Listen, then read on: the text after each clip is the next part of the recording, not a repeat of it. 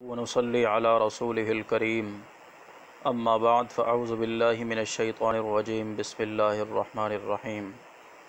سامعین و ناظرین، آج ہم ایک اہم مسئلہ پر بحث کریں گے کہ جو شخص اپنی بیوی کو 3 طلاقیں اکٹھی دیتا ہے، کیا اس طریقے سے طلاق دینا جائز ہے یا نہیں، اور کیا 3 طلاقیں اکٹھی دینے سے 3 طلاقیں واقع ہو جاتی ہیں یا نہیں۔ تو ناظرین، سب سے پہلے سمجھیں کہ محل اور وقوع کے اعتبار سے طلاق کی 3 قسمیں ہیں۔ سب سے پہلی قسم احسن طریقہ ہے۔ احسن طلاق یہ ہے کہ مرد عورت کو پاکی کی حالت کے اندر ایک طلاق رجعی دے، یعنی وہ طلاق کہ جس کے بعد مرد عورت کے ساتھ بغیر کسی نکاح کے رجوع کر لے، ایک طلاق دے، جس کو شریعت کی اصطلاح میں طلاق رجعی کہتے ہیں۔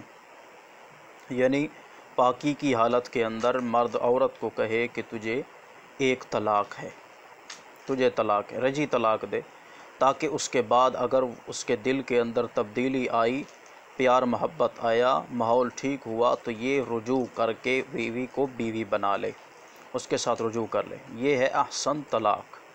اور دوسرا طریقہ ہے حسن، کہ 3 مہینوں کے اندر عورت کو 3 طلاقیں دے اور پاکی کی حالت کے اندر دے، یعنی پاکی کی حالت میں ایک طلاق دی، پھر ایام مخصوصہ گزرے، ایام مخصوصہ کے بعد پھر پاکی آئی، اس پاکی کی حالت میں دوسری طلاق، اسی طرح پھر ایام مخصوصہ گزرنے کے بعد تیسری پاکی کے اندر تیسری طلاق دے۔ یہ حسن طریقہ ہے، سنت طریقہ ہے۔ اس طریقے سے طلاق دینا حسن ہے، سنت طریقہ ہے۔ اور تیسرا طریقہ ہے طلاق بدعی، بدعت کا، جو یعنی کہ گناہ اور جرم ہے اور حرام طریقہ ہے۔ وہ یہ کہ ایک تو ایام مخصوصہ کے اندر طلاق دینا عورت کو، یہ بھی بدعی اور حرام ہے، اور دوسرا اکٹھی 3 طلاقیں دینا، یعنی مرد عورت کو کہے تجھے 3 طلاقیں ہیں، یا کہے تجھے طلاق ہے، طلاق ہے، طلاق ہے، اکٹھی 3 طلاقیں پاکی کی حالت کے اندر دینا، یہ حرام اور جرم ہے۔ تو اب شریعت مطہرہ سے پوچھتے ہیں کہ کیا یہ ہے تو حرام، یعنی اکٹھی 3 طلاقیں دینا حرام ہیں، کیا واقع ہو جاتی ہیں یا نہیں؟ تو اس کی دلیل حضرت عبداللہ ابن عباس رضی اللہ تعالی عنہ، قرآن پاک میں بھی اس کی دلیل ہے، اور حدیث کے حوالے سے بات کر رہا ہوں۔ حضرت عبداللہ ابن عباس رضی اللہ تعالیٰ عنہ کے پاس ایک شخص آیا اور پوچھتا ہے کہ ایک شخص نے 3 طلاقیں اکٹھی اپنی بیوی کو دے دیں، بلکہ 100 طلاقیں، 100 طلاق اکٹھی اپنی بیوی کو دے دیں، تو کیا واقع ہوئیں یا نہیں؟ تو حضرت ابن عباس رضی اللہ تعالیٰ نے فرمایا کہ 3 طلاقیں واقع ہو گئیں، 3 طلاق سے عورت اس کی مغلظہ ہو گئی، اس پر حرام ہو گئی۔ جو 97 طلاقیں باقی بچیں وہ ضائع ہیں، اور وہ اس طریقے سے اس نے جو طلاق دی ہے، یہ اس نے کتاب اللہ کے ساتھ مزاح کیا ہے۔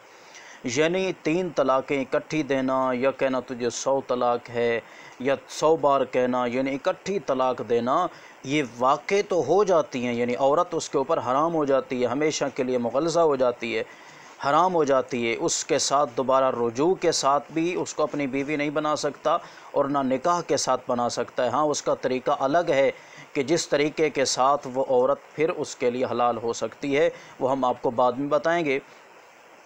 تو اس طریقے سے اگر مرد نے یعنی حرام طریقے سے طلاق دی ہے، اکٹھی 3 طلاقیں، تو یہ 3 طلاقیں اس پر واقع ہو جاتی ہیں۔ دینا تو حرام ہے اکٹھی 3 طلاقیں کہ تجھے 3 طلاق ہیں، یا کہے کہ طلاق طلاق طلاق، اس طرح کہنا حرام ہے، لیکن واقع ہو جاتی ہیں۔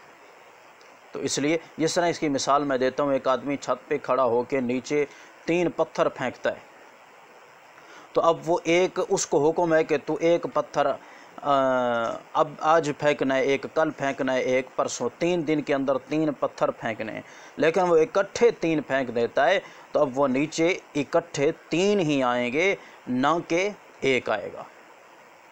تو اس لیے اگر کوئی آدمی 3 طلاقیں اکٹھی دیتا ہے تو یہ حرام اکٹھی دینا، بدعی طلاق ہے، بدعتی طریقہ ہے، سنت طریقہ نہیں، لیکن واقع ہو جاتی ہیں تینوں کے تینوں۔ اللہ سمجھ عطا فرمائے۔ وما علینا الا البلاغ المبین۔